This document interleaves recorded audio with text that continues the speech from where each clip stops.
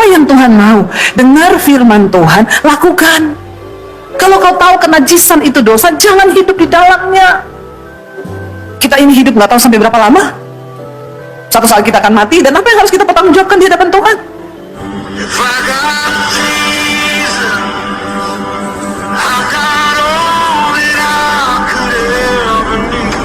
Luar biasa, saya percaya kita semua tentunya luar biasa dalam hadirat Tuhan. Dan tentunya hari demi hari Bapak Ibu kita rindu untuk mencapai apa yang menjadi tujuan Tuhan dalam hidup kita. Saya berdoa supaya setiap kita boleh mengakhiri pertandingan iman sebagai orang-orang yang setia di hadapan Tuhan. Seperti beberapa waktu yang lalu saya sampaikan di sini, bahwa dalam hidup kita ini ada tujuan Tuhan yang harus kita capai, ada rencana Tuhan yang besar yang harus kita capai dalam hidup kita, dan untuk mencapainya tentunya tidak mudah lewat berbagai tantangan dan rintangan, tapi nggak ada pilihan, kita harus mencapai itu. Ketika Musa membawa bangsa Israel keluar dari tanah perbudakan di Mesir menuju ke satu tanah perjanjian yang Tuhan sediakan, lalu Musa dipilih oleh Tuhan, saudara. Ya, kenapa? Karena Alkitab berkata Musa seorang yang berkenan pada Tuhan, dia orang yang lemah lembut. Tetapi ada satu saat ketika Musa akan mati, dia sudah lanjut usianya, dan akhirnya Musa menutup mata, lalu Tuhan memilih seorang pengganti, yaitu yang bernama Yosua. Di dalam perjalanan, rencana Tuhan belum selesai. Bangsa Israel masih di tengah perjalanan untuk mencapai tanah perjanjian yang Tuhan janjikan, tapi Musa mati.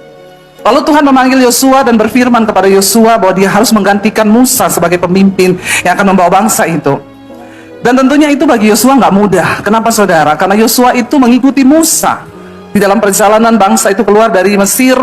Ya, Yosua mengikuti Musa, dan dia melihat bagaimana bangsa Israel yang keras kepala itu tidak mau mendengar, nggak mau menurut pada firman Tuhan. Bahkan beberapa kali Alkitab berkata mereka tidak mau mengakui Tuhan, bahkan menuduh Tuhan itu jahat.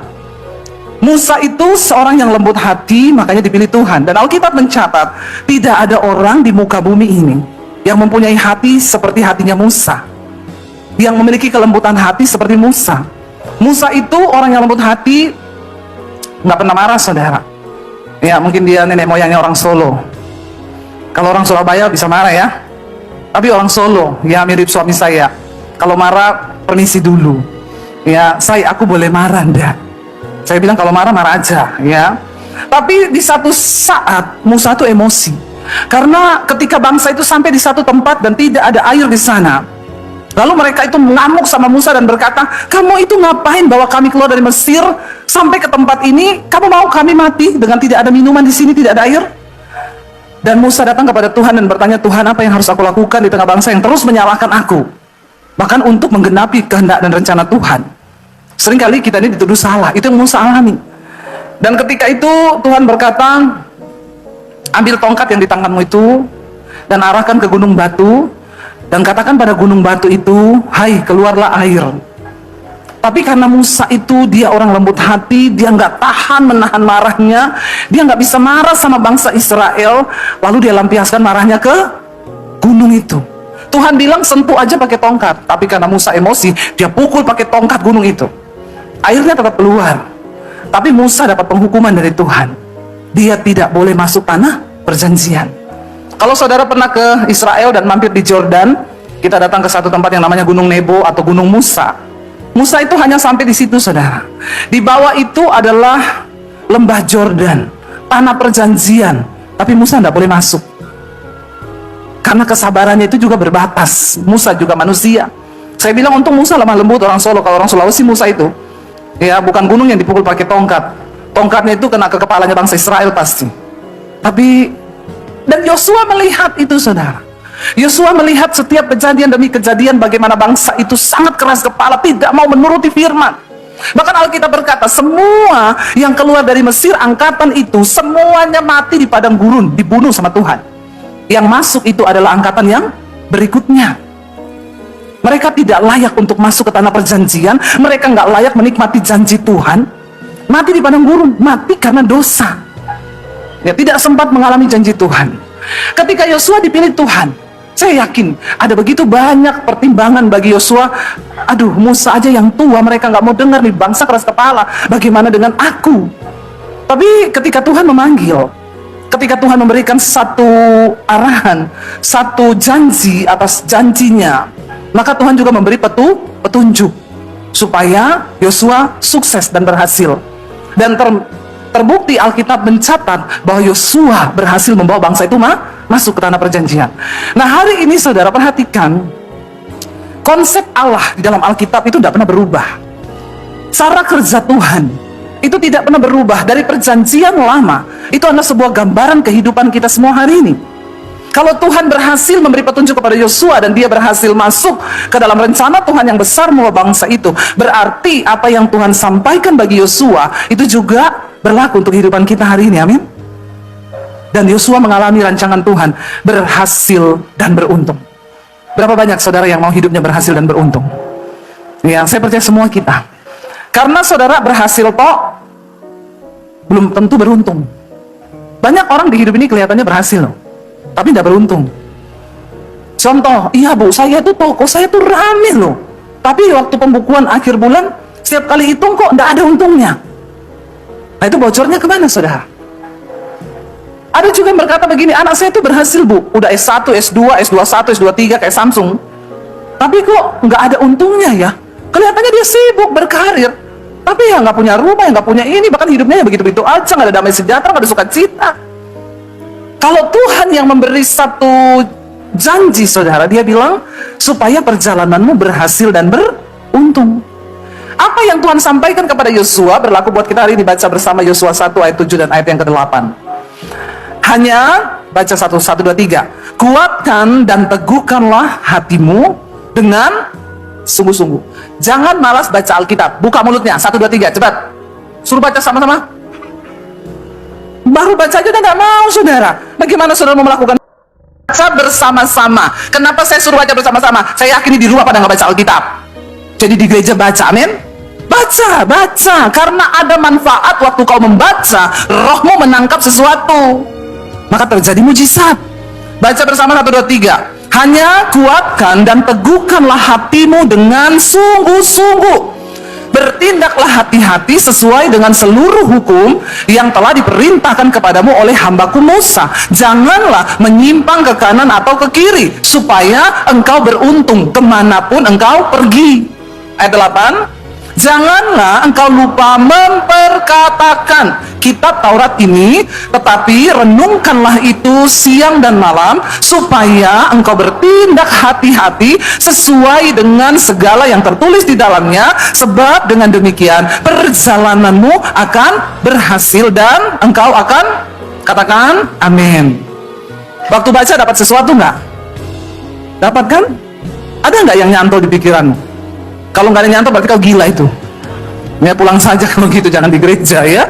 Pasti saudara, karena firman Tuhan itu berkuasa.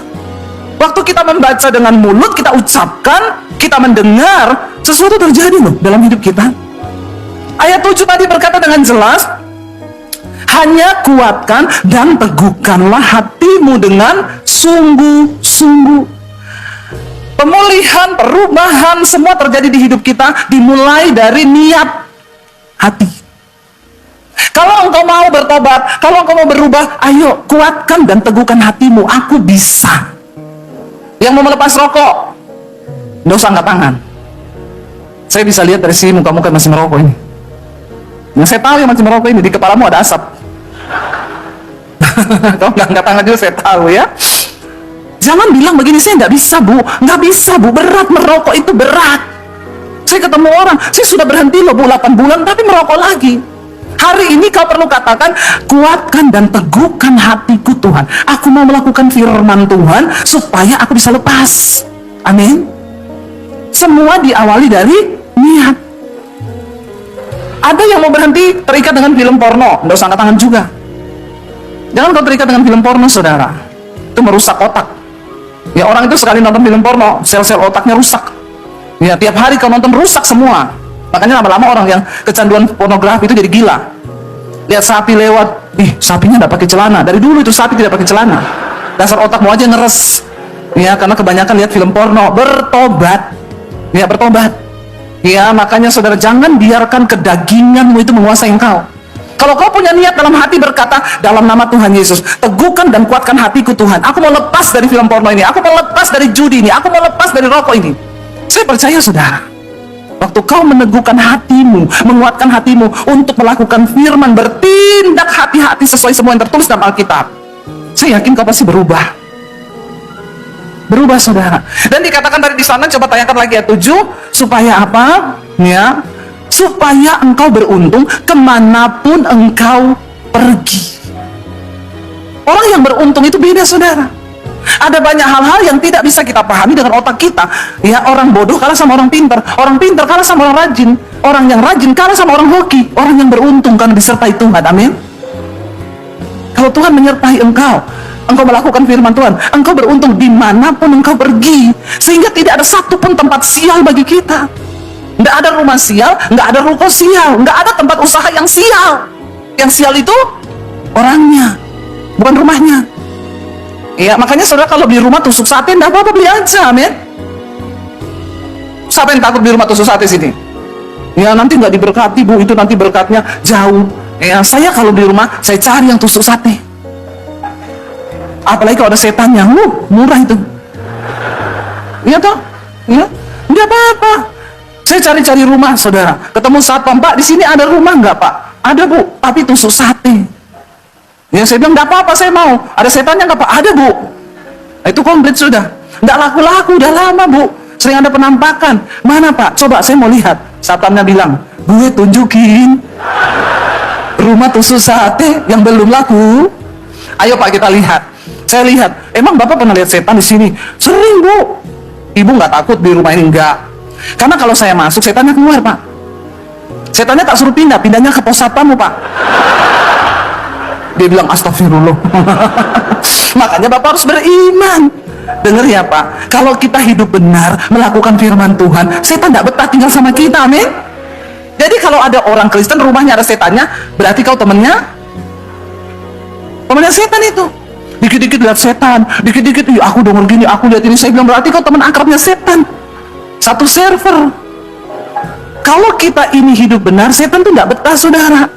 Ya udah, akhirnya saya jadi beli itu rumah murah, tusuk sate. Saya tanya sama bang, Pak, saya mau KPR rumah, di mana Bu? Udah datang di survei, nggak bisa Bu, kenapa? Kata bang, tusuk sate.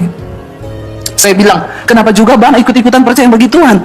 Iya, bukan percaya nggak percaya Bu, karena kalau ibu nggak bisa bayar cicilannya, itu kan jadi tanggungan bank. Kita mau jual lagi susah rumah tusuk sate itu. Saya bilang, kalau saya sih nggak peduli ya Pak, yang penting satenya apa dulu, sate babi atau sate kambing gitu ya, kan enak saudara.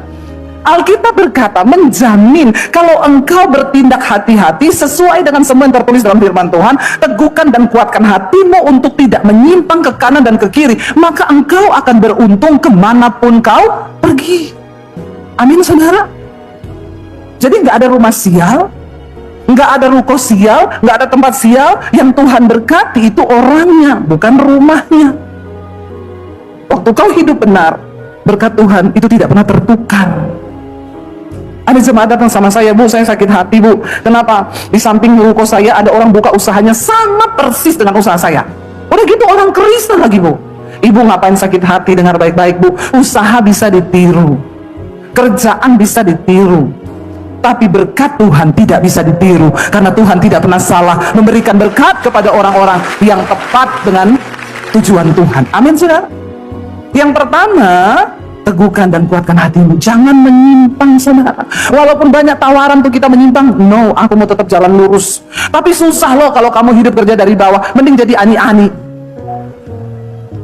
Ya, ingat, langsung perkatakan firman Tuhan. Firman Tuhan berkata, untuk apa engkau memperoleh apartemen, rumah, mobil, dan segala yang ada di dalam dunia ini, kalau pada akhirnya engkau kehilangan nyawamu? Lebih baik jalan lurus dengan Tuhan. Karena kekayaan itu bukan jaminan engkau beruntung dan engkau bisa berbahagia. Banyak orang kaya, tapi hidupnya nggak beruntung, nggak ada damai sejahtera, nggak ada sukacita. Kenapa? Karena tidak menuruti firman Tuhan. Saya kemarin ketemu dengan satu orang Bapak Bupati. Dia cerita ketika dia belum bertobat, ilmunya banyak saudara. Dia berguru dari satu ilmu ke ilmu ke ilmu. Di Jogja dia pergi ke Nyi Roro Kidul, di sini dia pergi ke sana. Dia dengar lagi ada di dukun top di NTT, dia pergi cari. Dia dengar di Kalimantan ada, dia pergi cari. Singkat cerita banyak sekali ilmunya. Dan dia bilang tiap ilmu itu ada mantranya, Bu. Jadi dia harus hafal. Kadang lupa. Dia bilang, tapi saya udah hafal mantra ya, Bu. Udah lakukan semua. Keluar rumah itu enggak ada damai. Emosi terus, pengen marah, pengen pukul orang. Enggak ada damai, ketakutan, takut mati, takut ini. Padahal sudah punya banyak ilmu. Sampai ketika dia ketemu Tuhan Yesus, dia dilepaskan, dia hidup menuruti firman Tuhan. Baru dia mengalami yang namanya rancangan keberuntungan itu di dalam hidupnya. Amin, saudara. Karena dia mau menuruti firman Tuhan. Jangan engkau menyimpang. Lalu yang kedua, ayat yang 8 tadi dikatakan di sana, Pak. Dan jangan engkau lupa untuk memperkatakan kitab Taurat ini. Kenapa tadi saudara saya suruh baca ayat? Supaya engkau memperkatakan. Jangan cuma dibaca. Perkatakan dengan mulutmu. Karena waktu telingamu mendengar, Alkitab berkata, firman Tuhan tidak pernah kembali dengan sia-sia. Janganlah engkau lupa memperkatakan kitab Taurat ini, tetapi renungkanlah itu siang dan malam. Supaya apa dikatakan di sana? Supaya engkau bertindak hati-hati. Ya. Dan dengan segala yang tertulis di dalamnya, maka dengan demikian perjalananmu akan beruntung dan engkau akan berhasil dan beruntung, saudara. Tapi banyak orang berkata, susah, Bu, lakukan firman itu susah, melakukan perintah Tuhan itu susah. Siapa bilang susah? Kalau Tuhan tahu kita susah dan tidak mampu, maka Tuhan nggak akan memberikan itu, saudara. Cuma ya kita niat nggak mau menuruti firman Tuhan. Kalau kita jadi Kristen tapi nggak menurut firman, lah buat apa? Cuma tiap minggu datang duduk di gereja, dengar pulang nggak lakukan, buat apa, saudara? Kita sedang ada di hari-hari di mana Tuhan sedang mempersiapkan mempelainya yang kudus dan layak. Saudara bisa bayangkan ketika tiba-tiba sangkakala Tuhan berbunyi, lalu orang-orang yang kudus akan terangkat lebih dahulu, mengalami rapture, dan orang-orang yang fasik akan tertinggal. Dan di sana tidak ada lagi keselamatan kecuali dibayar dengan nyawanya sendiri. Ayo kita berjuang supaya kita masuk di dalam perkenanan Tuhan. Neraka itu ada, saudara, jangan bilang nggak ada. Neraka itu ada, surga itu juga ada. Kita sedang mempersiapkan umat yang layak hari-hari ini, mempelai Kristus yang dibebaskan, dikuduskan dari segala dosa dan disucikan hidupnya. Jangan bilang sukar. Lihat Ulangan pasal 30, saudara, mulai ayat yang ke-11. Kita baca. Jadi kalau ada saudara yang bilang firman Tuhan itu sukar, baca bersama lagi dengan suara yang keras. 1, 2, 3. Sebab perintah ini yang kusampaikan kepadamu pada hari ini tidaklah terlalu sukar bagimu dan tidak pula terlalu jauh. Bilang kanan kirimu, lakukan perintah Tuhan itu tidak sukar, ya, mudah, tidak jauh firman Tuhan itu, tidak sukar firman Tuhan itu, asal kita menetapkan hati, meneguhkan hati, dan menguatkan hati untuk selalu mau ikuti firman Tuhan. Lalu dikatakan di sana apa? Baca 1, 2, 3. Tidak di langit tempatnya, sehingga engkau berkata, siapakah yang akan naik ke langit untuk mengambilnya bagi kita dan memperdengarkannya kepada kita supaya kita melakukannya. Firman itu, perintah Tuhan itu tidak di langit, saudara. Sehingga kita sulit untuk mengerti apa sih yang Tuhan suruh itu, apa sih yang Tuhan mau dari hidupku, apa sih yang Tuhan minta dari hidupku. No, kita semua punya firman, kita semua tahu perintah yang Tuhan berikan buat kita. Jangan bilang nggak tahu, apalagi zaman sekarang ada YouTube, saudara bisa dengar khotbah. Waktu saya belum jadi Kristen dulu, itu sulit bagi saya mau mengerti perintah Tuhan. Belum ada YouTube dulu, siaran TV juga belum sampai di poso sana, di kampung belum ada internet waktu itu. Bagaimana saya bisa tahu perintah Tuhan di hidup saya? Ketika saya terima Yesus, akhirnya saya dikasih Alkitab. Satu-satunya cara untuk saya bisa tahu perintah Tuhan dengan membaca Alkitab. Tapi itu pun tidak mudah. Kenapa? Karena saya harus baca Alkitab di kamar mandi, di toilet. Jam 2 malam saya bangun di toilet, di kamar mandi, saya baca Alkitab. Kenapa? Takut ketahuan. Kalau sampai ketahuan saya baca Alkitab, bisa dicincang saya sama papi saya. Jadi saudara bayangkan, zaman itu saya baca Alkitab jam 2 malam sambil menitiskan air mata. Tuhan, dengan lapar dan haus, kalau ada suara pintu, cepat saya simpan itu Alkitab, masukin di baju. Betapa sulitnya saat itu untuk saya bisa ngerti apa yang Tuhan mau dari hidup saya. Saudara bersyukur kalau hari ini firman Tuhan itu ada di tanganmu. Saudara bersyukur kalau hari ini perintah Tuhan kau bisa baca, kau bisa dengar kapan saja kau mau. Tidak seperti saya dahulu. Tapi memang mungkin orang kalau sudah terlalu gampang, malah sulit ya. Kalau dibikin susah malah rindu kali ya. Tapi kan gak semua harus seperti saya dulu, saudara. Tiap hari Alkitab itu berubah tempat. Hari ini di bawah kolong, besok saya pindah di baju, besok saya pindah di bawah sepatu, besok saya pindah di sini. Saya takut ketahuan. Saya cuma pengen ngerti isi hati Tuhan yang ada di dalamnya. Karena belum ada YouTube, belum ada handphone, belum ada WA, belum ada apa-apa yang bisa membuat kita mengerti jalan Tuhan.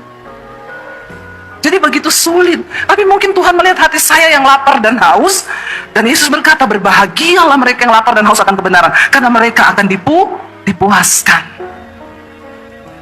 Lalu dikatakan di sana, perintah itu juga tidak ada di seberang laut sana. Tidak di seberang laut tempatnya, sehingga engkau berkata, siapakah yang akan menyeberang bagi kami? Ya, untuk apa? Untuk mengambilnya bagi kita dan memperdengarkannya kepada kita, supaya kita melakukannya. Tidak di laut sana, tidak di pulau sana, saudara.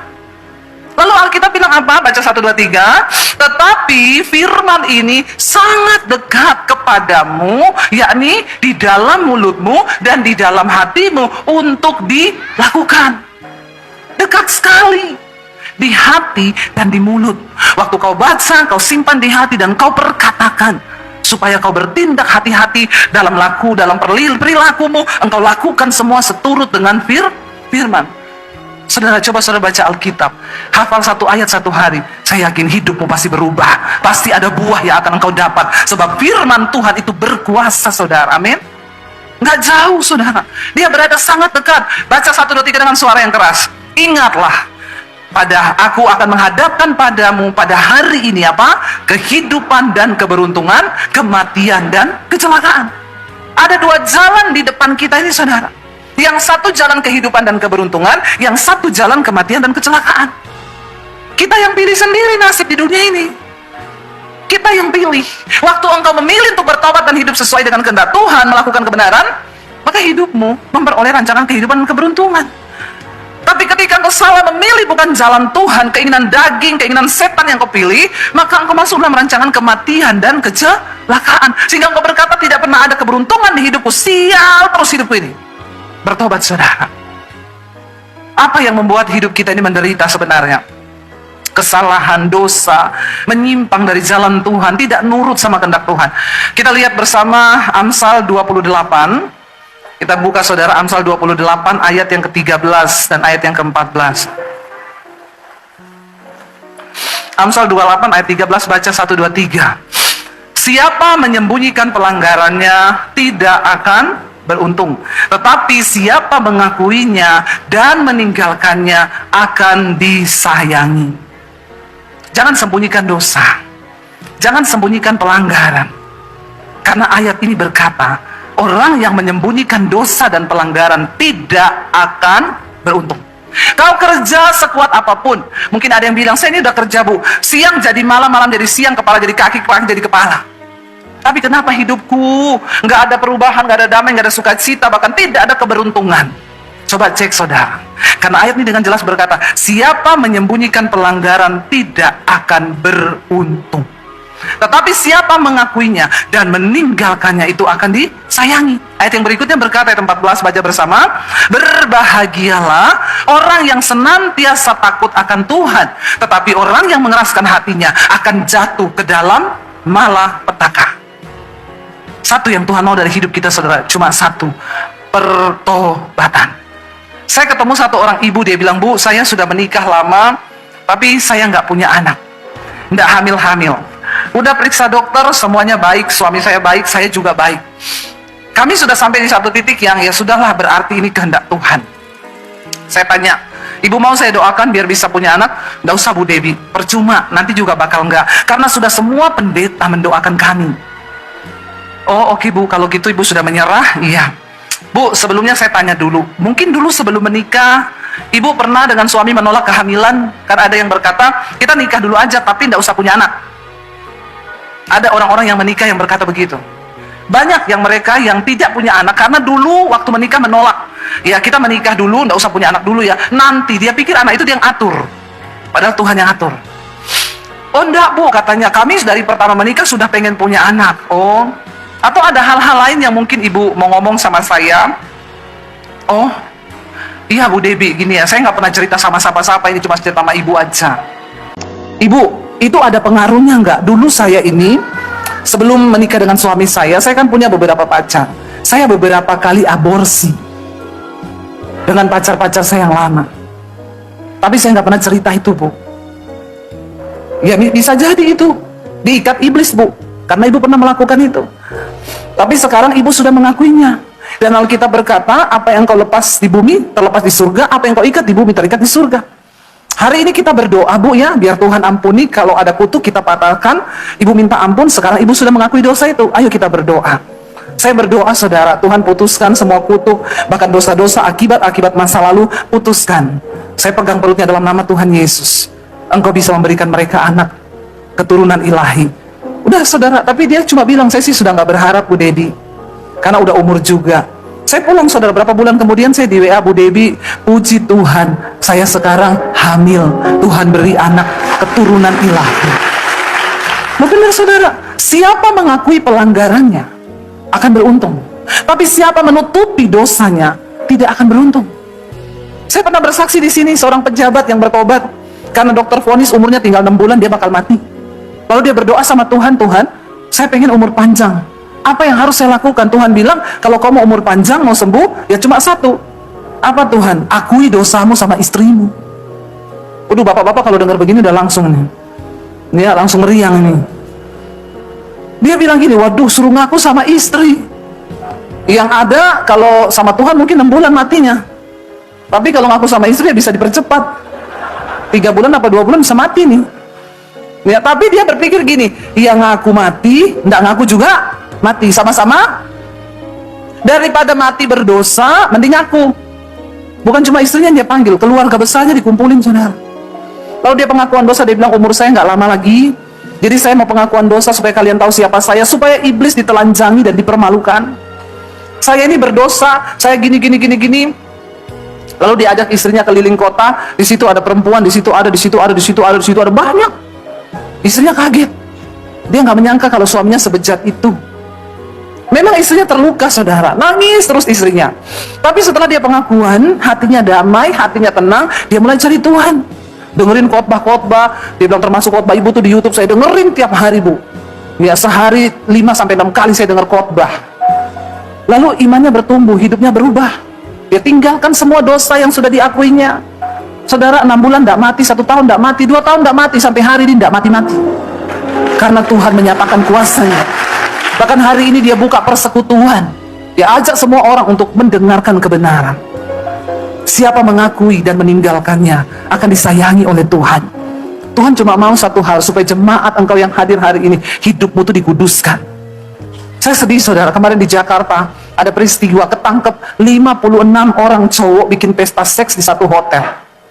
Saya membayangkan itu, 56 orang masuk satu kamar. Coba bisa bayangkan itu cumi-cumi, gurita, kepiting ada di situ semua.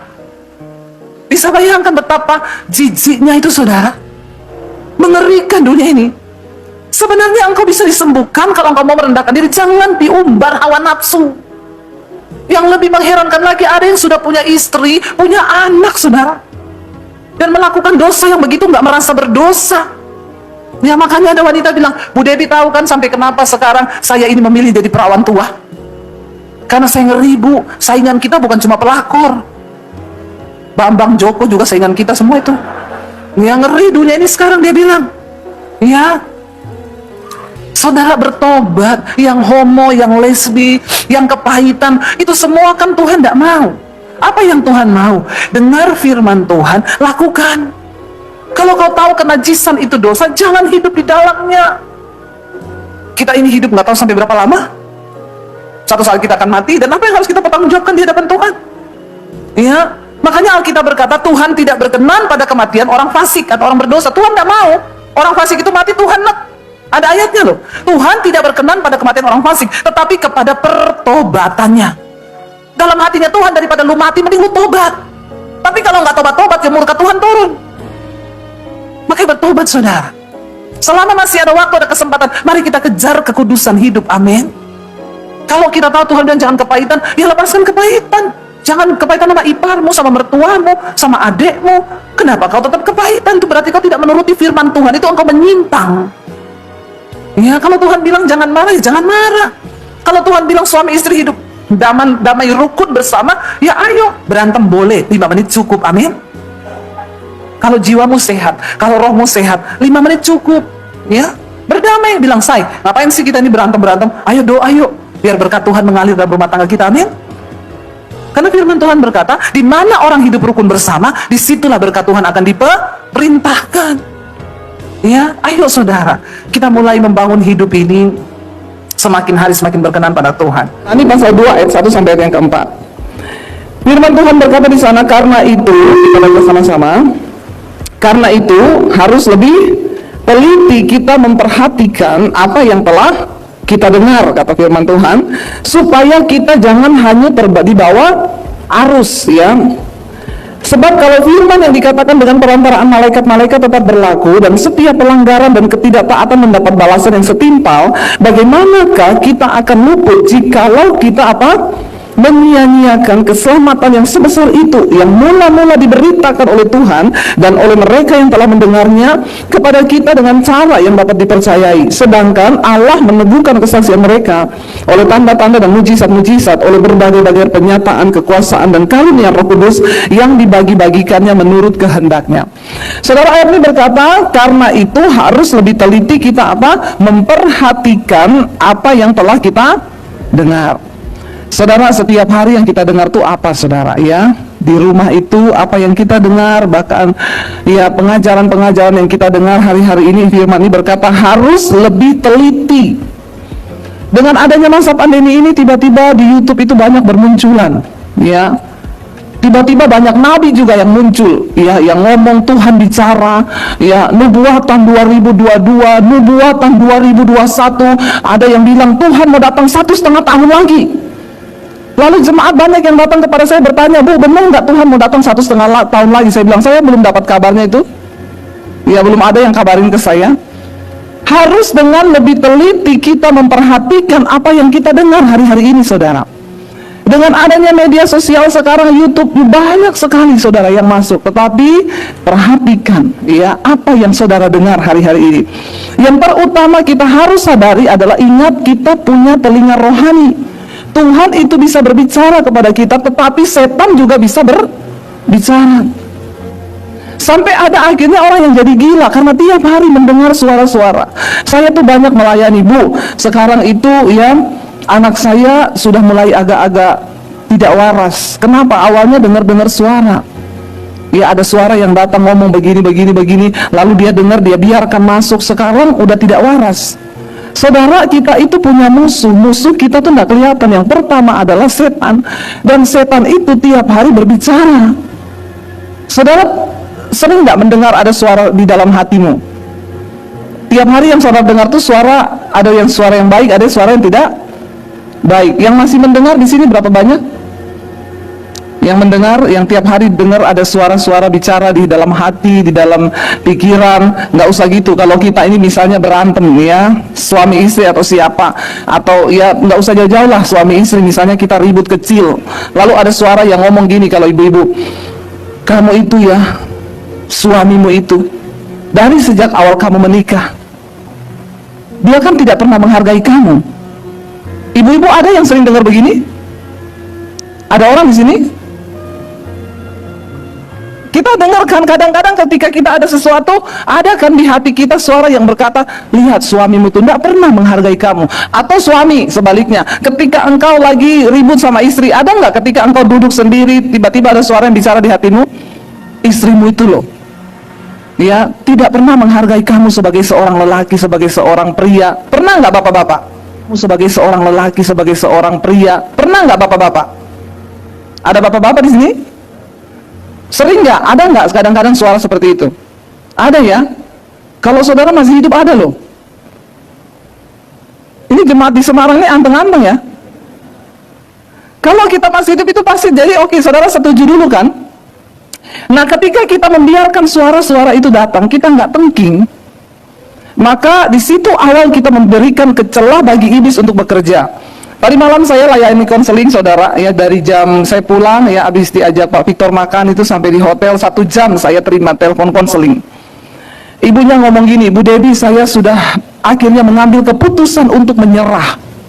Saya sudah tidak mau mendampingi suami saya lagi. Kenapa, Bu? Saya nggak tahu, Bu. Akhir-akhir ini saya tuh pahit sama suami saya. Ibu sudah menikah berapa tahun? 35 tahun. 35 tahun, iya. Terus suami ibu berselingkuh dari kapan? Dari awal menikah. Dari awal menikah tuh selingkuh, saudara. Terus kenapa ibu? Saya bilang, Bu, udah tanggung. Ya, kalau orang Jawa bilang udah kebacut. Kenapa ibu mau mundur setelah 35 tahun?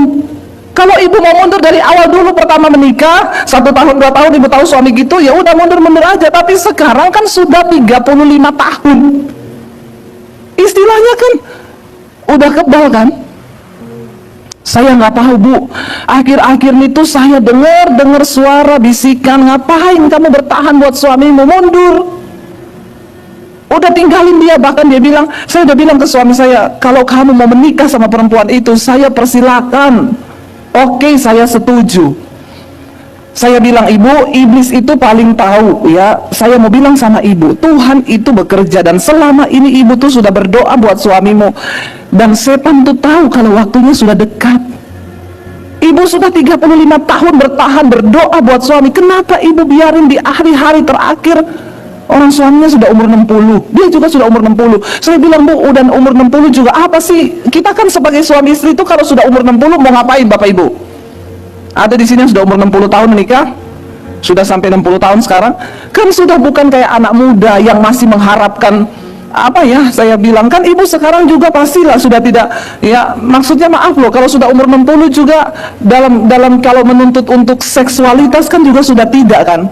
Maksudnya ya udah nggak kayak anak muda. Maksudnya ibu sekarang mau menginginkan dari suami itu apa? Sekarang itu kalau sudah mulai menginjak 60, cuma kasih. Yang kita butuhkan itu dalam rumah tangga hanya saling mendorong, saling mendoakan dan mengasihi. Kan itu kan yang terlebih penting, benar nggak Bapak Ibu? Nah, kenapa ibu sudah di 35 tahun pernikahan terus ibu mau mundur sekarang? Kayaknya lucu, Bu. Saya bilang, jangan pernah mengeluarkan perkataan ibu menyetujui suami ibu menikah dengan perempuan lain. Ibu tahu perempuan lain yang mau menikah sama bapak-bapak umur 60. Kalau ada bapak-bapak di sini udah umur 60 masih kepengen dengan perempuan lain, hello. Kamu pikir dia cinta sama kamu, dia cinta uangmu. Nggak ada itu perempuan cinta bapak-bapak udah kakek-kakek 60. Jadi sorry buat bapak-bapak di sini ya. Perempuan di luar itu cuma suka sama uangmu. Lalu saya bilang, Bu, ibu rebut suami ibu. Dia bilang, iya sih saya juga tahu, Bu, perempuan itu pasti cuma mau minta uang suami saya, karena suami saya memang punya uang. Nah, kenapa ibu menyerah? Saudara tahu kenapa dia menyerah dan akhirnya dia memilih untuk menyerahkan semua rumah tangganya kepada iblis. Saya bilang, waktu ibu menyerahkan semua rumah tanggamu kepada iblis, maka kutuk itu terjadi atas keturunanmu. Ibu rebut suamimu.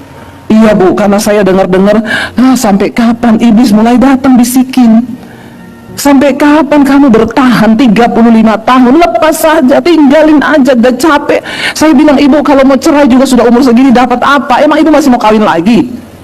Kan daripada mundur lebih baik bertahan, ikuti firman. Makanya saudara, ayat ini berkata, hati-hati, kamu harus teliti. Ya, kamu harus lebih teliti memperhatikan apa yang kamu dengar. Bukan cuma dari secara visual suara yang kita dengar, tetapi secara roh. Karena hari-hari ini setan itu menyerang lewat perkataan. Makanya saudara, kalau engkau lagi berantem suami istri, lalu setan datang ngomong, memang suamimu itu, waktu kita lagi marah, lalu setan itu datang. Wah, itu rasanya mendukung penuh. Ketika orang marah itu saatnya setan bekerja. Ketika engkau lagi jengkel sama suami, setan datang. Suamimu itu ngomong, setan, aku mencintai suamiku. Kamu tidak bisa menipu saya. Demikian juga bapak-bapak. Ketika setan datang menuduhmu dengan perkataan, engkau harus langsung tolak dalam nama Tuhan Yesus. Di dalam segala hal. Ya, lihat seorang pemuda yang akhirnya meninggalkan Tuhan dan mengambil keputusan tidak lagi mau percaya Tuhan. Saya sampai melayani, saya mau dia untuk berkata, iya saya percaya Tuhan. Tidak bakal. Sampai mati tidak ada Tuhan-Tuhanan. Kenapa orang akhirnya bisa murtad begitu? Karena dia membiarkan telinganya mendengar apa yang setan taruh. Hidupmu kayak gitu-gitu terus. Semua kepahitan hidup yang kamu alami, di mana Tuhanmu? Kita tidak bisa menyalahkan Tuhan dengan apa yang terjadi dalam hidup kita, saudara. Ya, karena ada banyak hal yang terjadi itu karena kesalahan kita, bukan karena Tuhan. Kita harus punya prinsip, Tuhan itu baik dan Dia tetap baik dahulu, sekarang, bahkan sampai selama-lamanya. Amin. Jangan pernah menuduh Tuhan itu jahat atau tidak baik. Apapun yang terjadi dengan hidup kita, ya, Tuhan itu tetap baik. Kalau ada yang tidak baik, mari kita introspeksi diri. Teliti memperhatikan apa yang telah kita dengar.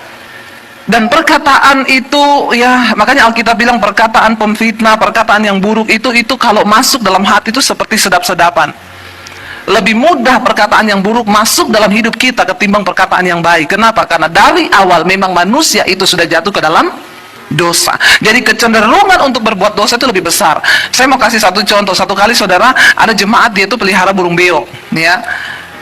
Karena tiap hari suami istri ini, jemaat ini berantem, jadi burung beonya itu kan menirukan apa yang dia dengar kan.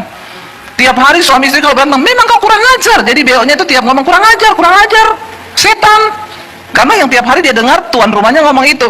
Satu kali jemaatnya ini ke rumah pendetanya, disambut sama burung beo pendetanya, saudara. Burung beonya pendeta, begitu dia masuk, burung beonya pendeta ngomong, "Shalom, shalom, haleluya, haleluya."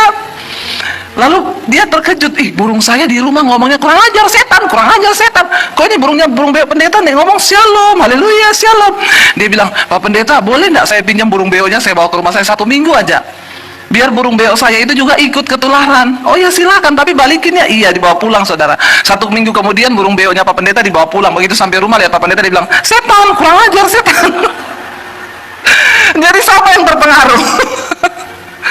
Ya, kalau setiap hari kita mendengar yang negatif itu lebih cepat masuk, karena memang dari awal manusia itu sudah jatuh ke dalam dosa. Lebih gampang berubah ke hal yang buruk itu cepat dan mudah sekali ketimbang kita berubah ke arah yang baik. Makanya ibu-ibu kalau dengar gosip, kalau dengar sesuatu yang tidak baik, langsung saja dalam nama Yesus, tidak usah didengar, karena itu nanti akan mempengaruhi hidup kita. Ya, saya dengan suami juga belajar, kadang ya kita ini kalau membicarakan sesuatu ya, kadang suami saya ingatin, tidak usah dibahas yang kayak begitu. Saya pikir kadang ada bagusnya juga ya, tidak usah dibahas. Kita belajar loh untuk menfilter apa yang kita dengar. Karena itu harus lebih teliti kita memperhatikan apa yang kita dengar, supaya kita jangan hanyut ya, terbawa, dikatakan di sana apa? Arus. Di dunia ini banyak sekali arus. Arus kepahitan, arus kebencian. Kenapa saudara sampai orang itu bisa membuat satu grup, dan di situ grup semua ya, yang akhirnya ada demo, ada apa, kan itu semua diawali dari apa yang mereka dengar. Jadi mari kita memfilter hari ini, perhatikan dengan teliti apa yang kita dengar. Ya, lalu saya pengen kita baca Roma pasal yang ke-10 ayat 16 sampai ayat yang ke-21. Saudara, Roma 10 ayat 16 ayat sampai 21 di sana dikatakan begini, "Tetapi tidak semua orang telah menerima kabar baik itu." Ya, Yesaya sendiri berkata, "Tuhan, siapakah yang percaya kepada pemberitaan kami?" Jadi iman timbul dari apa? Pendengaran, dan pendengaran akan firman Kristus. Kenapa kita harus meneliti dan memfilter apa yang kita dengar? Karena ternyata kalau ayat ini berkata iman timbul dari pendengaran dan pendengaran akan firman, berarti juga kekhawatiran bisa timbul dari pendengaran. Ketakutan bisa timbul dari pendengaran. Semua hal-hal yang buruk juga bisa timbul dari pendengaran, tergantung kepada apa yang kita dengar, terutama bisikan-bisikan setan. Saya nggak tahu, ketika saya berdoa, Tuhan, apa yang harus saya sampaikan buat jemaat di sini? Kuat sekali Tuhan ingatkan tentang suara roh yang hari-hari ini sedang berbisik di hati umatku. Saya tidak tahu bisikan apa yang kita dengar, tapi mari kita mulai belajar. Tutup rapat kalau ada suara negatif datang hidupmu, lihat kayak gitu-gitu. Semakin buruk keadaanmu ke depan, tolak dalam nama Tuhan Yesus. Aku percaya pada firman bahwa Tuhan menyertaiku sampai pada akhir zaman. Jangan biarkan saudara. Kenapa? Karena ternyata kemurtatan itu bisa terjadi waktu kita membiarkan suara-suara roh itu berbicara. Bukan Roh Kudus loh, tapi roh yang dari kuasa gelap. Kenapa? Karena peperangan kita bukan lawan dan daging. Di sini dikatakan saudara, ya Yesaya juga pernah ragu. Dia berkata, "Tuhan, siapa yang akan percaya kepada apa yang kami beritakan tentang Engkau?" Jadi iman timbul dari pendengaran, dan pendengaran akan firman Kristus. Kalau iman saja bisa timbul karena pendengaran, berarti ketakutan juga bisa timbul karena pendengaran. Mendengar berita-berita hari-hari ini yang tidak pernah baik kita dengar lalu kita simpan. Makanya hari ini banyak dengar firman, banyak baca Alkitab, banyak naikkan pujian penyembahan. Perkatakan firman. Kenapa Tuhan berkata kepada Yosua, perkatakan kitab Taurat ini siang dan malam, supaya engkau bertindak hati-hati sesuai dengan apa yang tertulis dalamnya. Kenapa kita harus perkatakan firman? Supaya telinga kita bisa mendengar. Karena iman timbul itu dari pendengaran akan firman Kristus. Bagaimana mungkin iman kita kuat engkau tidak pernah memperkatakan firman? Bagaimana imanmu mau naik engkau tidak pernah mengucapkan firman? Ya, ayo perkatakan. Ketika engkau khawatir, ketika engkau takut, perkatakan firman, ucapkan firman. Firman Tuhan itu berkuasa, bahkan bisa menciptakan yang tidak ada menjadi ada. Saya selalu bersaksi, saudara, memasuki pandemi ini ada banyak ketakutan di benak saya. Mungkin saudara yang sudah mengikuti saya sudah tahu, berkali-kali saya saksikan. Memasuki pandemi, saya dengan suami sudah punya keputusan yang terburuk, karena kita nggak tahu apa yang akan terjadi 1 tahun ke depan. Kita juga nggak tahu kapan pandemi ini berakhir. Yang pasti semua jadwal berhenti, gereja bahkan tidak bisa beribadah. Yang ada dalam benak saya dan suami apa? Kita jual rumah di Jakarta lalu kita balik Solo. Itu pun kalau ada yang beli. Karena siapa yang mau beli hari-hari gini? Itu adalah kemungkinan terburuk yang akan kami alami, saudara. Setiap hari ketika waktu mulai masa pandemi, setan itu datang menuduh saya, lihat masa depanmu, nggak tahu seperti apa ke depan, ya bahkan engkau akan berkekurangan, ya udah jual rumah balik ke Solo, kita tidak tahu akan hidup bagaimana. Tapi saya bilang begini, tiap kali setan bisik, saya baru bangun pagi melek mata, itu setan duluan ngomong, hidupmu ke depanmu bagaimana loh, ini masa pandemi loh. Saya langsung perkatakan, iblis, aku telah melihat banyak penyertaan Tuhan di masa-masa yang lalu. Saya pernah melewati yang lebih buruk dari ini. Dengar ya iblis. Dan aku percaya Tuhan yang aku sembah itu Tuhan yang tidak pernah berubah. Keadaan boleh berubah, tapi Tuhanku tidak pernah berubah. Aku akan tetap mempercayai Tuhan. Lalu saya tantang iblis gini, iya, kalau memang saya harus jual rumah, kenapa? Saya tidak akan pernah menuduh Tuhan itu jahat. Sekalipun saya kehilangan segalanya, saya tetap mau bilang, Tuhan itu baik. Dan aku tetap percaya Tuhan menyediakan rancangan yang terbaik bagi aku yang percaya kepada Dia. Saya lawan setiap hari iblis, saudara. Saya perkatakan firman. Dan saudara tahu, waktu engkau memperkatakan firman itu berkuasa. Kenapa? Karena firman itu punya kuasa untuk mencipta. Yang tidak ada bisa menjadi ada. Apakah keadaan sudah berubah? Belum. Saya masih tetap melihat pandemi ini berkepanjangan. Bahkan undangan pelayanan khotbah juga belum ada, karena kami hidup benar-benar full time sebagai hamba Tuhan. Bukan full time di gereja, tapi full time kepada Tuhan, full heart. Lalu setiap hari itu setan datang menuduh saya, tapi saya terus perkatakan. Dan Alkitab berkata, firman Tuhan itu memang benar-benar berkuasa.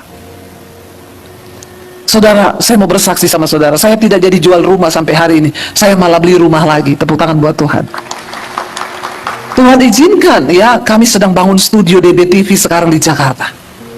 Apa yang itu, apa ada di benak saya? Yang ada di benak saya mau jual rumah. Tapi ketika kita memperkatakan firman, ketika kita mengucapkan firman, benar, apa yang tidak ada itu menjadi ada. Perhatikan apa yang kau dengar hari-hari ini. Saya nggak tahu Tuhan berbicara keras untuk sampaikan di sini. Karena banyak hari-hari ini umatku, kata Tuhan, mereka sedang menuju kepada kemurtatan. Kemurtatan itu bukan berarti engkau tinggalkan Yesus saja.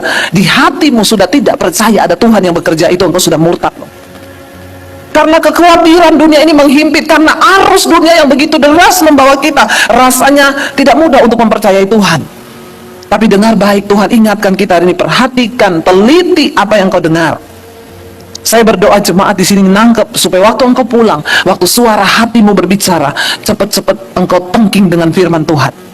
Apapun, kalau ada yang berkata rumah tanggamu sudah tidak mungkin dipulihkan, suamimu sudah seperti itu memang hidupnya, perkatakan dalam nama Yesus, aku percaya suamiku pasti akan dipulihkan Tuhan. Dan itu akan terjadi, saudara. Ya, kenapa? Ya, pujian itu berkata, aku punya Tuhan yang besar, yang telah berjanji dan sanggup menggenapi, imanku bersepakat. Ya, kita percaya pada Tuhan, percaya pada Dia, maka Dia itu sanggup melakukan segala perkara, asal kita bersepakat dengan firman. Persoalannya berapa banyak dari orang Kristen mau bersepakat dengan firman? Kita membiarkan hidup kita itu dibisikin oleh setan terus, sehingga kita tidak pernah bisa melihat mujizat. Ayo kita bersepakat, perkatakan firman. Yesaya berkata di sana, apakah ada yang akan mempercaya kepada apa yang kami katakan? Iman timbul dari pendengaran, dan pendengaran oleh firman Kristus. Tetapi aku bertanya, adakah mereka tidak mendengarnya? Memang mereka telah mendengarnya. Suara mereka sampai ke seluruh dunia, dan perkataan mereka sampai ke ujung bumi. Tetapi aku bertanya, adakah Israel menanggapnya? Pertama-tama Musa berkata, aku menjadikan kamu cemburu terhadap setiap orang-orang yang bukan umat, dan membangkitkan amarahmu terhadap bangsa yang bebal. Ya, Israel itu dikutuk oleh Tuhan, mengalami murka Tuhan. Kenapa? Bebal. Mereka tidak mau menerima kabar baik itu. Mereka nggak mau terima firman itu, saudara. Ya, dikatakan di sana, ya, dan dengan berani Yesaya mengatakan, aku telah berkenan ditemukan mereka yang tidak mencari aku. Aku telah menampakkan diri kepada mereka yang tidak menanyakan aku. Tetapi tentang Israel ia berkata, sepanjang hari aku telah mengulurkan tanganku kepada bangsa yang tidak taat dan yang membantah. Tuhan itu tidak pernah berhenti, saudara, mau mengulurkan tangannya, tetapi Israel itu terus membantah firman Tuhan. Jangan berbantahan dengan Tuhan, tapi mari kita bersepakat dengan firman. Tidak ada, engkau tidak mungkin bisa bertahan menghadapi gelombang arus dunia yang sedang ada di depan kita, tapi cuma dengan memperkatakan firman engkau bisa kuat menghadapi hari-hari ini. Jangan pernah mundur, saudara. Kita sedang ada di hari-hari yang terakhir. Kita sedang ada dalam sebuah peperangan yang besar hari-hari ini.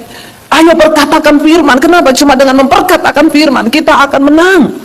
Dan engkau akan melihat firman itu, Alkitab berkata firman itu berkuasa, dan dia tidak pernah gagal untuk melakukan apa yang Allah suruhkan kepadanya. Kalau kita memperkatakan firman, maka firman itu bekerja, dan engkau akan melihat hidupmu akan dipulihkan Tuhan, rumah tanggamu dipulihkan Tuhan. Ya, ibu-ibu kalau ketemu orang jangan ditanya gimana kabar bu, ya kayak gini-gini saja hidup saya, kayak nggak tahu aja suami saya itu kayak apa. Memang dari dulu sudah seperti itu orangnya. Yuk kita belajar memperkatakan yang baik. Jangan kalau ketemu orang ditanya gimana kabarnya anak-anak, ya begitulah, anak-anak juga kayak gitu dari dulu sampai sekarang juga nggak berubah-berubah. Memang anak saya itu gini. Ayo saudara, dimulai dari memperkatakan. Jangan dengarkan apa yang iblis taruh dalam hatimu tentang keluargamu, tentang sahabatmu, tentang anakmu, tapi perkatakan firman Tuhan. Aku percaya akan terjadi perubahan.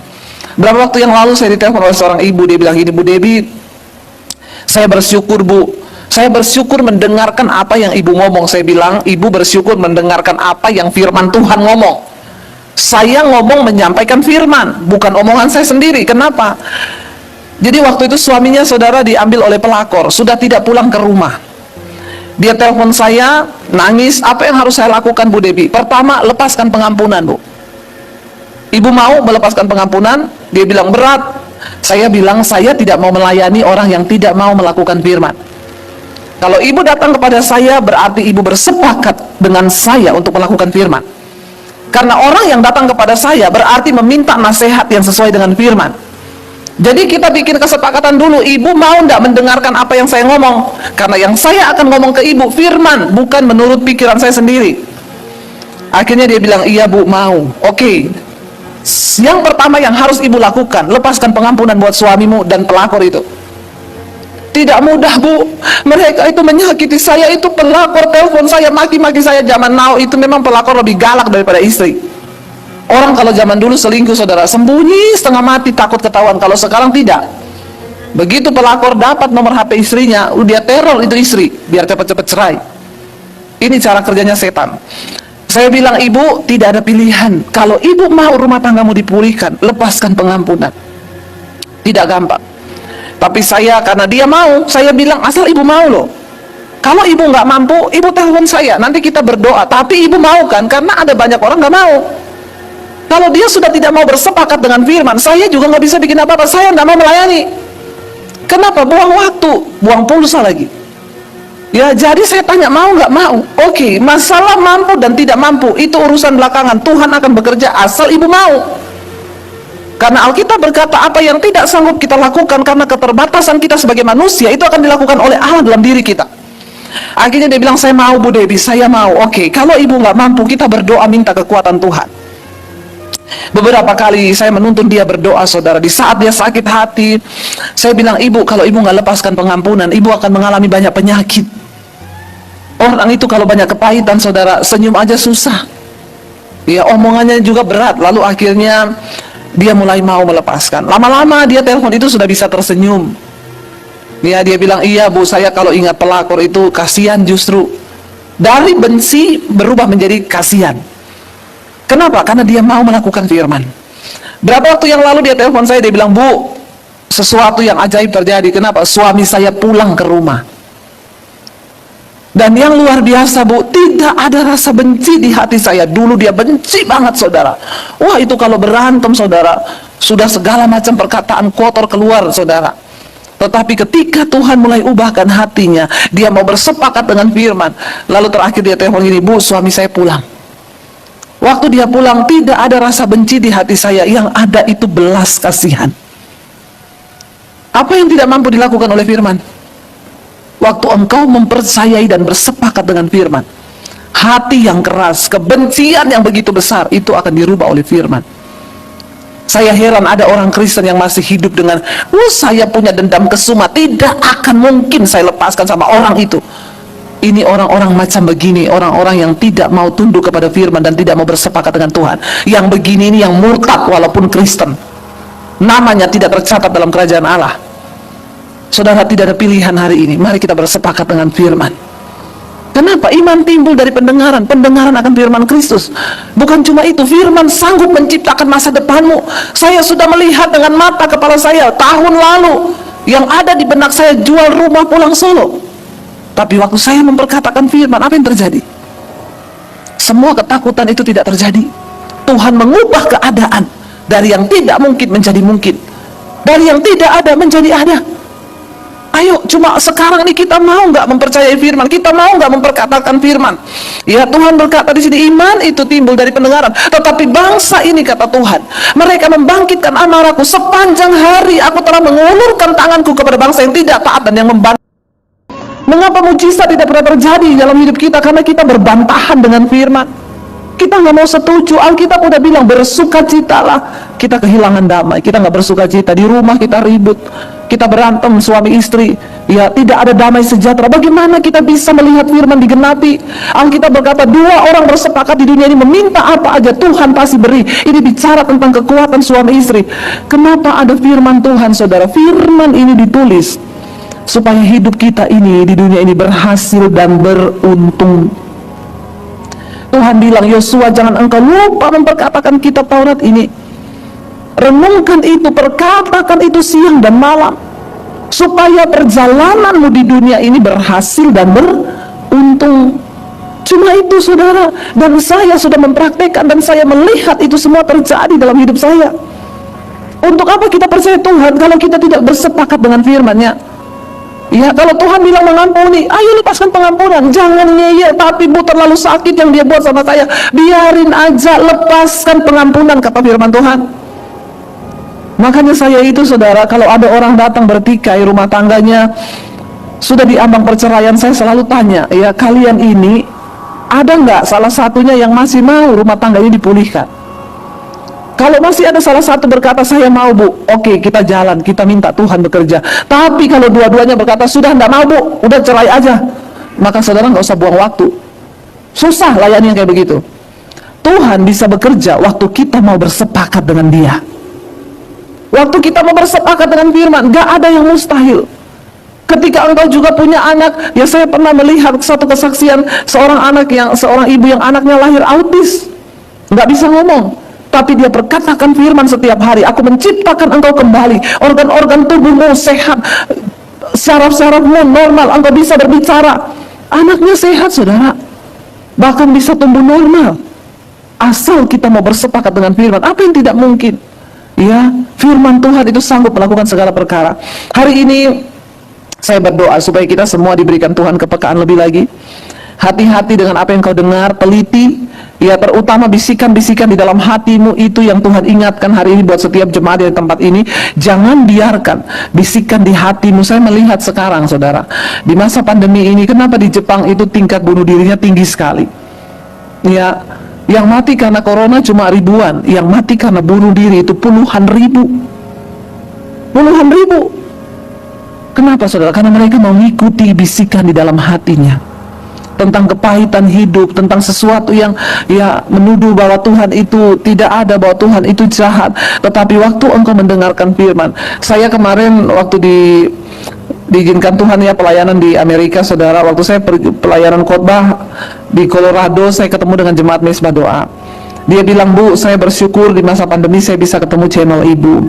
Hidup saya diubahkan. Saya ini pelayan Tuhan, Bu, tapi ya pelayan Tuhan, tapi di rumah berantem sama suami.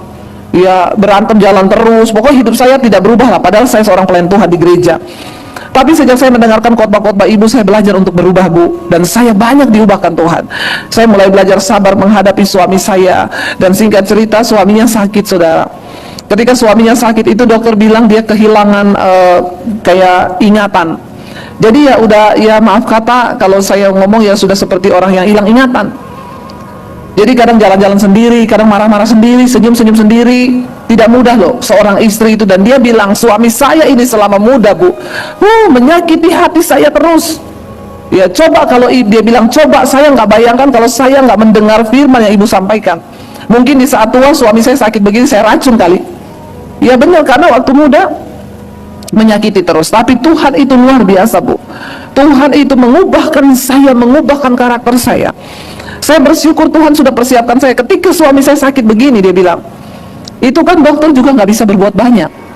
Ya sudah berumur, ingatannya udah mulai hilang, dan dia begitulah marah-marah sendiri, ini sendiri. Dia bilang, saya perkatakan firman, Bu, kalau suami saya mulai ngamuk, itu kalau datang ngamuknya, saudara, ya kayak orang gila, ngamuk, saudara. Kata istrinya gini, saya bersyukur, Bu, dia kalau udah mulai ngamuk, saya memperkatakan firman, Bu. Saya lihat suami saya, lalu saya berkata, tenanglah jiwamu dalam nama Yesus. Tiba-tiba suaminya bisa tenang, duduk, nggak jadi marah-marah. Lalu akhirnya, saudara, dia bilang, saya ikuti mesbah doanya Ibu kan, tiap malam Ibu berdoa, Tuhan, semua orang yang terikat dengan obat tidur, ya diputuskan dalam nama Yesus. Suami saya tadinya tidak bisa tidur kalau malam itu harus pakai obat tidur dari dokter. Tapi saya praktikkan, Bu, apa yang Ibu sampaikan. Suami saya doakan setiap malam, Tuhan, dia tidur tanpa obat tidur. Dia bilang, puji Tuhan, Bu, sudah 2 bulan ini suami saya lepas dari obat tidur, dia tidur secara normal. Di sini ada yang terikat dengan obat tidur? Nggak bisa tidur, berdoa, saudara. Engkau butuh ketenangan jiwa dari Tuhan. Dan ketika engkau bersepakat dengan firman, maka hidupmu akan mengalami sesuatu yang berbeda. Saudara, kita semua telah menerima janji penyertaan Tuhan. Tetapi siapa yang bisa membatalkan itu semua? Tuhan yang berjanji memilih saudara dan saya menjadi hambanya. Dan dia juga berjanji dia menyertai kita hamba-hambanya sampai pada hari yang terakhir. Tetapi kita sendirilah yang dapat membatalkan semua janji itu. Kenapa? Karena kita tidak menghormati Tuhan. Sebagai hamba Tuhan, mari kita punya sikap menghormati Tuhan. Bagaimana cara kita menghormati Tuhan? Jangan ada sedikit pun yang tidak berkenan di dalam hati dan hidupmu. Ya, Tuhan berkata, barang siapa, ya, sebab itu siapa yang menghormati aku akan kuhormati, tetapi siapa yang menghina aku akan dipandang rendah. Saudara, bukankah firman ini wow? Tuhan menghormati orang yang menghormati Dia. Pelayanan yang dipercayakan kepada kita itu bukan main-main. Saudara, ada begitu banyak jiwa hari ini saya melayani, saya ini hamba Tuhan yang turun langsung ke jemaat. Handphone saya, nomor handphone itu saya taruh di nomor konseling di YouTube saya. Setiap malam yang nonton YouTube itu 70.000, 50.000 kalau pagi 75.000. Subscriber channel YouTube saya 500.000. Itu WA yang masuk, saudara, puluhan ribu. Saya melayani satu persatu. Saya melihat bagaimana umat Tuhan hancur. Saya menangis melihat di mana gereja berdiri hari-hari ini, di mana para gembala, di mana pendeta-pendeta. Saya menerima konseling jemaat, rumah tangganya hancur, anak-anaknya, saudara, hidup di dalam kenajisan. Bukan cuma itu, ada istri pendeta yang menghubungi saya. Mumpung ini saya di depan pendeta semuanya. Dia bilang, Bu, suami saya berselingkuh. Dia seorang gembala. Saya bilang, Ibu sudah bicara? Sudah. Saya makanya heran, suami saya ini tidak pernah khotbah tentang kekudusan. Saya selalu bilang, Pak, khotbah tentang kekudusan. Umat Tuhan membutuhkan firman itu. Dia bilang, nggak usah. Dia khotbah yang enak-enak, janji-janji, berkat dan berkat. Tidak pernah menempelak dosa. Apa itu yang jatuh? Biasa aja, Pak, nggak usah ngamuk. Lagi tegang ini. Ya, dia bilang, makanya suami saya nggak pernah mau khotbah. Terus saya bilang, Ibu sudah bicara sama suami? Ibu sudah, Bu. Dia bilang apa? Terus mau apa? Biar jemaat tahu saya selingkuh. Kalau sampai jemaat tahu saya selingkuh, kamu mau makan apa? Ini orang yang menginjak. Jangan tertawa saudara. Saya mendengar itu hati saya terpukul. Kalau model gereja, model gembala sudah kayak begini, mau dibawa kemana umat Tuhan? Bagaimana Tuhan bisa menjamah melawat bangsa ini? Bagaimana gereja bisa menjadi kepanjangan tangan Tuhan yang membawa pemulihan? Kalau hamba-hambanya saja sudah hidup dalam kenajisan percabulan, kerjaannya tiap hari cuma hitung perpuluhan. Itu sama dengan Imam Eli, kerjaannya cuma makan daging persembahan, dimakan sendiri saudara.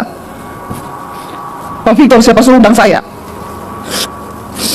Ini kesempatan saya bicara. Tuhan memberkati pelayananmu. Bagaimana engkau menghormati dia? Tapi Bu, ada gereja yang tambah besar, padahal gembalanya selingkuh. Dia punya gedung mewah, dia punya jemaat ribuan. Biar mereka akan berdiri di hadapan tahta pengadilan Kristus satu saat nanti. Tidak ada yang terluput saudara. Jangan menipu diri. Kita bisa tipu jemaat, kita bisa tipu istri, kita bisa tipu suami, tapi engkau tidak akan pernah bisa menipu Tuhan. Apa yang dituntut dari pelayanan kita sebagai hamba-hamba Tuhan, pada akhirnya kita menjadi orang yang dapat dipercaya oleh Tuhan. Mending tidak usah pelayanan kalau engkau hidup dalam dosa. Tuhan mencari orang-orang hidup kudus untuk membawa kegerakan. Jangan bicara lawatan, jangan bicara kita akan membawa lawatan Tuhan. Bagaimana kalau hidup kita saja tidak di dalam lawatan Tuhan? Omong kosong saudara. Mari kita buka mata kita. Ayat ini dengan jelas berkata, siapa yang menghormati Tuhan, dia akan dihormati Tuhan. Kalau Tuhan sampai berkata dia menghormati kita, apakah dia tidak akan menyertai pelayanan kita? Apakah tidak akan terjadi penuaian jiwa? Ingat loh saudara, kita diberikan tanggung jawab. Bangsa ini semakin berjalan, dunia ini semakin gelap. Dosa begitu sekarang menjadi hal-hal yang biasa di depan dan di sekeliling kita. Siapa yang masih mau berjalan di dalam kekudusan?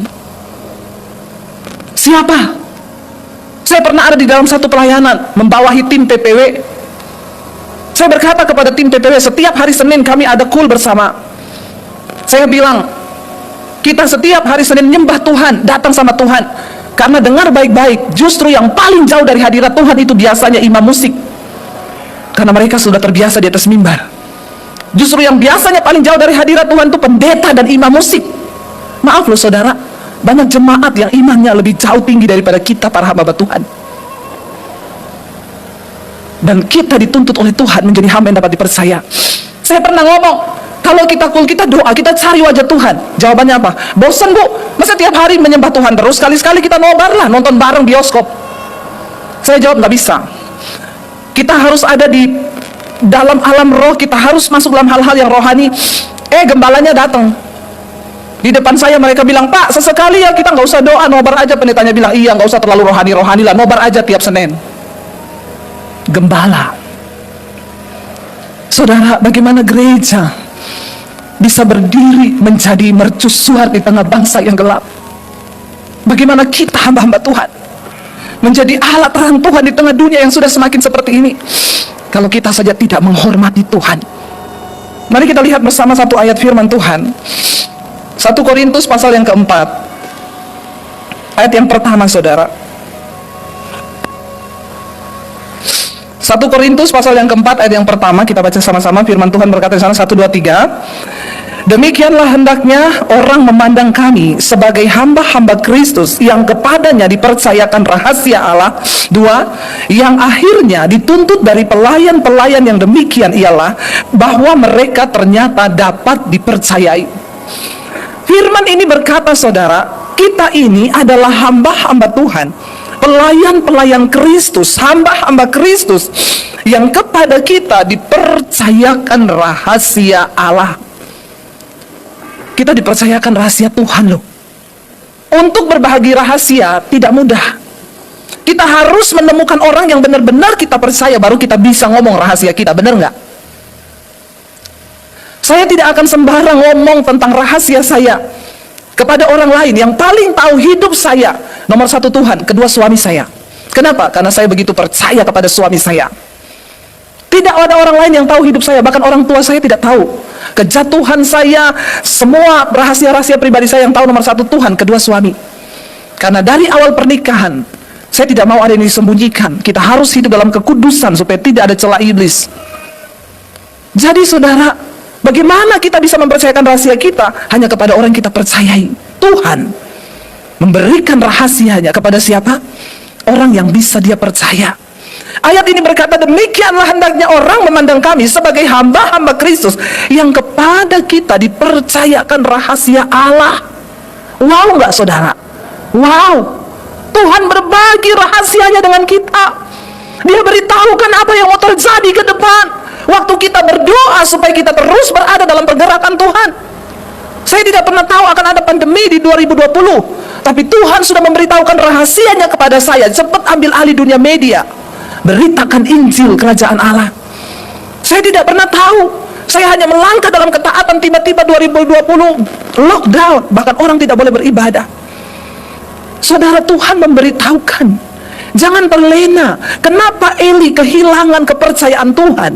Karena dia sudah terlena. Tuhan sudah memberi bagian korban yang untuk dia nikmati, tapi dia mau makan bagiannya Tuhan. Kita belajar sebagai hamba-hamba Tuhan, jangan pernah berpikir, saya ini pendeta kecil di gereja kecil, di desa kecil, saya tidak bisa melakukan apa-apa. Desamu boleh kecil, gerejamu boleh kecil, tapi engkau punya Tuhan yang besar. Kita semua tidak ada apa-apanya tadinya. Saya ini siapa? Saya orang yang tidak punya apa-apa saudara, bahkan untuk hidup saja susah. Tapi saya mau menjadi orang yang dipercaya Tuhan. Dan waktu kita dapat dipercaya oleh Tuhan, apa yang Tuhan tidak percayakan kepada kita? Contoh soal menabur. Jangan berpikir tunggu kaya baru menabur. Sering kali orang Kristen, apalagi hamba Tuhan, kita lebih suka menerima daripada memberi. Padahal Alkitab berkata terlebih berkat memberi daripada penerima. Saya belajar mempraktikkan. Satu kali saya pelayanan saudara, di satu tempat juga pertemuan hamba-hamba Tuhan di Sulawesi. Saya ketemu dengan beberapa hamba Tuhan waktu itu ya, yang saya kenal di pedesaan. Mereka ya cukup kenal dekat, lalu ketemu saya minta nomor HP. Ya waktu itu ada 6 orang, minta nomor HP dong. Ada di antaranya menjawab, kita nggak punya HP bu. Kenapa? Mau beli HP pakai apa? Kita ini perpuluhannya cabai, tomat, bawang. Saya yakin yang di sini, yang tidak punya HP ada di sini, pendeta yang nggak punya HP? Yang tidak punya HP angkat tangan. Memang karena nggak punya uang atau nggak ada sinyal pak? Lo benar di daerah bapak nggak ada sinyal? Ada banyak. Kenapa bapak nggak beli HP? Kenapa? Oh, satu HP dipakai berdua. Bagus biar nggak selingkuh. Bagus ini ya. Bisa jadi wacana nih, kita bisa pakai HP satu berdua. Wah, bapak luar biasa loh. Tapi bapak pengen HP. Bapak maju ke depan pak. Mana ketua panitianya? Ada voucher buat bapak ini ya. Kasih satu voucher buat maris pak. Maju ke depan pak. Haleluya. Tepuk tangan buat Tuhan Yesus. Di situ aja pak, nggak usah naik ke sini. Iya, mana ya ketua panitianya kemarin ada satu voucher. Nah itu voucher 2.500.000. Tepuk tangan buat bapak. Terima kasih. Silakan duduk ya pak ya. Ya nanti bapak beli HP yang murah-murah aja ya. HP-nya 2 juta, sinyalnya 500.000 pak. Ya, lalu saudara saya tanya sama mereka, loh jadi nggak pakai HP? Enggak bu, beli HP dari mana? Kita ini persembahannya tomat, cabai, bawang. Saya bilang sampai seperti itu, iya. Tiba-tiba Roh Kudus ngomong sama saya, kamu harus berkati mereka. Dikasih nominalnya di hati saya. Waktu itu saya belum seperti sekarang ini. Kalau saya sekarang kan pendeta YouTuber ya. Puji Tuhan saudara ya, Tuhan memberkati. Saya kemarin diundang ke Amerika, sampai di imigrasi Amerika ditanya, saya lihat orang di depan dibuka semua dompetnya saudara. Saya bilang sama suami saya, aduh kenapa ya sampai digeledah semua dompet, disuruh keluarin dolarnya. Waduh, jangan-jangan nanti kita juga seperti itu, karena di Amerika ini nggak main-main. Suami saya bilang tenang, saya tenang. Begitu saya dipanggil ditanya kerjaannya apa, saya bilang YouTuber. Lalu suami saya tanya, ini konten kreator saya. Oh, di sini mau ngapain? Mau bikin konten. Imigrasinya ngomong, ajak saya juga dong syuting biar saya juga terkenal. Saya jawab, wani piro. Langsung lewat saudara, nggak ada dibuka-buka, nggak ditanya-tanya, lewat. Puji Tuhan. Ya, waktu itu saya juga masih berkekurangan, masih pas-pasan. Uang saya pas-pasan. Tuhan bicara di hati saya, kamu berkati hamba Tuhan ini. Dikasih nominalnya itu satu orang juta saudara, bukan ratus ribu. Saya tengking itu suara dalam nama Yesus. Ini pasti suara setan. Kita kan sering begitu kan, hamba Tuhan? Ya, kalau dengar Tuhan suruh langsung kita tengking. Tapi kalau dengar orang mau kasih duit dalam nama Yesus, gitu kan? Lama saya bergumul di hati dalam nama Yesus, karena saya tahu jumlah di ATM saya berapa. Saya berkati mereka, ya sudah habis. Tuhan bilang, kamu pergi sekarang ke ATM, tarik tunai, ambil, kasih mereka 6 orang ini. Saya tarik napas dalam-dalam, Tuhan please Tuhan. Tuhan bisa pakai orang kaya yang lain, jangan saya. Tiba-tiba ayat itu bicara di hati saya, Tuhan yang menyediakan benih bagi para penabur.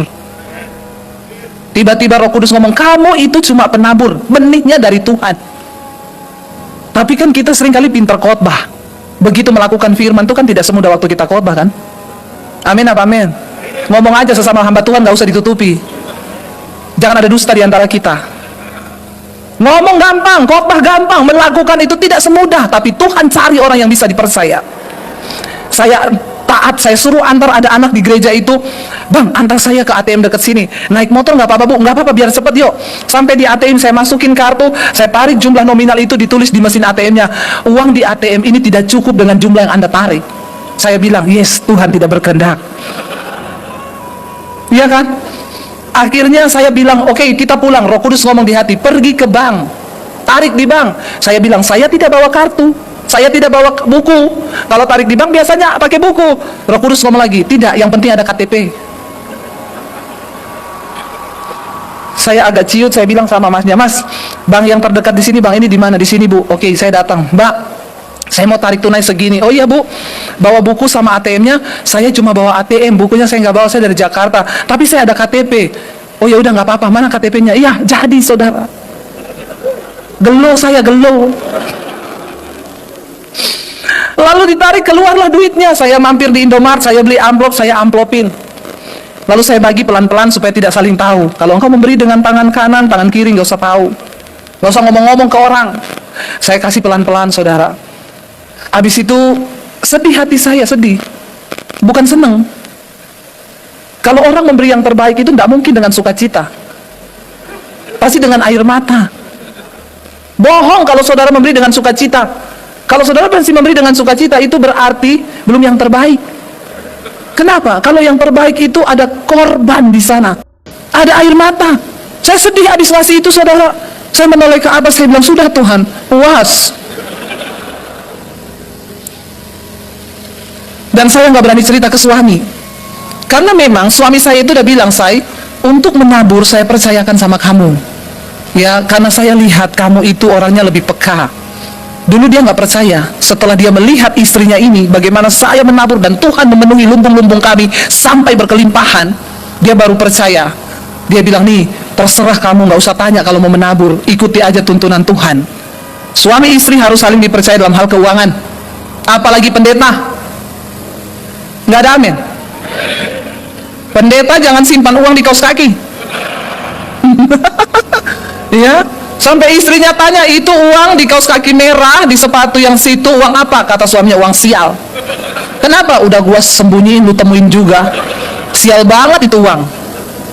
Jangan ada dusta dengan masalah keuangan. Kalau engkau tidak dapat dipercaya dalam hal mamon, tidak mungkin Tuhan mempercayakan yang besar kepadamu, saudara. Kita bersyukur gereja ini, bikin acara ini, biayanya tidak sedikit, saudara. Tapi karena Tuhan beri hati. Saudara datang ke sini, ada yang disuruh bayar hotel, ada yang disuruh bayar makan. Tepuk tangan untuk Tuhan Yesus.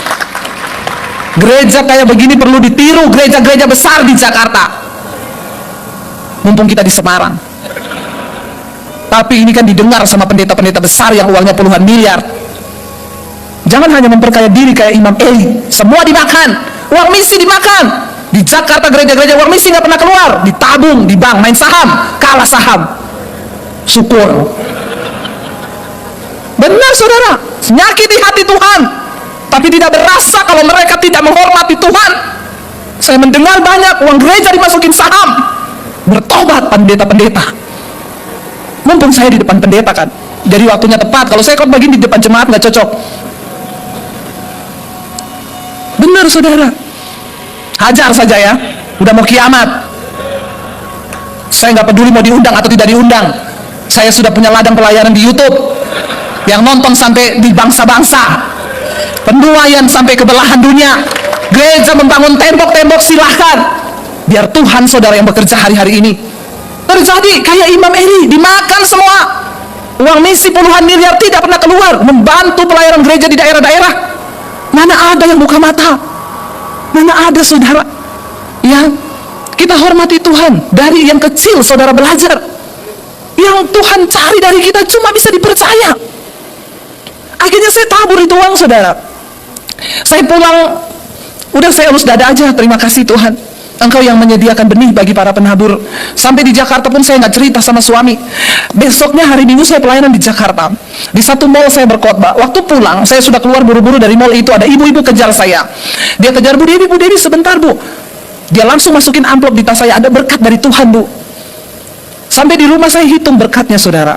Persis dengan yang saya tabur, dilebihin 10%. Wow. Saya mencucurkan air mata. Kenapa? Saya bilang, Tuhan, kalau kemarin saya tidak taat, itu berkat untuk pendeta-pendeta di desa. Saya ini cuma alat. Dilewatin tuh aja sama Tuhan, pinjemin dulu uangmu. Tuhan tidak pernah berhutang. Saya mau bersaksi kepada saudara hari ini, saya diberkati luar biasa. Hari ini saya dengan suami cuma berpikir, apa yang harus kami lakukan Tuhan? Setiap bulan saya membantu hamba-hamba Tuhan di desa. Saya membantu sekolah-sekolah misi yang berkekurangan. Kami membantu pembangunan gereja-gereja di desa. Itu sekali transfer ratusan juta. Saya kalau mau beli tas LV 65 juta mikir. Baru mau beli Tuhan bilang, beli buat batu bata sama semen di desa. Nggak jadi saudara. Sampai seperti itu kita harus belajar berkorban. Mengawakan daging, mematikan daging supaya kita dapat dipercaya sama Tuhan. Kita ini semua hanya alat. Waktu kita dapat dipercaya sama Tuhan, Dia buka pintu-pintu saudara. Tapi memang tidak mudah mencari orang yang dipercaya oleh Tuhan. Kenapa? Karena kita masih daging. Kita mikir diri kita sendiri. Imam Eli mengenyangkan dirinya, menggendutkan dirinya. Dengan uang, dengan korban sembelihan, dia makan di atas mezbah. Tuhan berkata, barang siapa menghormati aku, kuhormati. Tapi barang siapa tidak menghormatiku, akan direndahkan. Ada waktunya Tuhan berperkara saudara. Jangan pikir tidak terjadi apa-apa. Kita bebas menikmati, melakukan segala sesuatu. Ingat, Dia Tuhan yang hidup. Dia melihat semua yang kita lakukan. Dia tahu pelayanan kita. Bereskan hidup kita saudara. Saya ingin kita baca saudara. Ya, 1 Petrus pasal yang keempat, ayat yang pertama mulai. Sebagai hamba-hamba Tuhan, biar kita mempersenjatai diri kita saudara. 1 Petrus 4 ayat yang pertama, firman Tuhan berkata, jadi karena Kristus telah menderita penderitaan badani, kamu pun juga harus mempersenjatai dirimu dengan pikiran yang demikian. Karena barang siapa telah menderita penderitaan badani, ia telah berhenti berbuat dosa. Kebanggaan dari seorang hamba Tuhan itu penderitaan. Amin. Jadi di sini kalau ada yang belum menderita, saya doakan biar menderita. Loh kok salah sih Bu? Nggak salah, bener. Kita harus mengalami penderitaan. Kenapa? Semakin banyak kita menderita, daging kita semakin kecil. Dan kita semakin tidak tertarik dengan dosa. Kenapa? Karena barang siapa telah menderita penderitaan badani, ia telah berhenti berbuat dosa.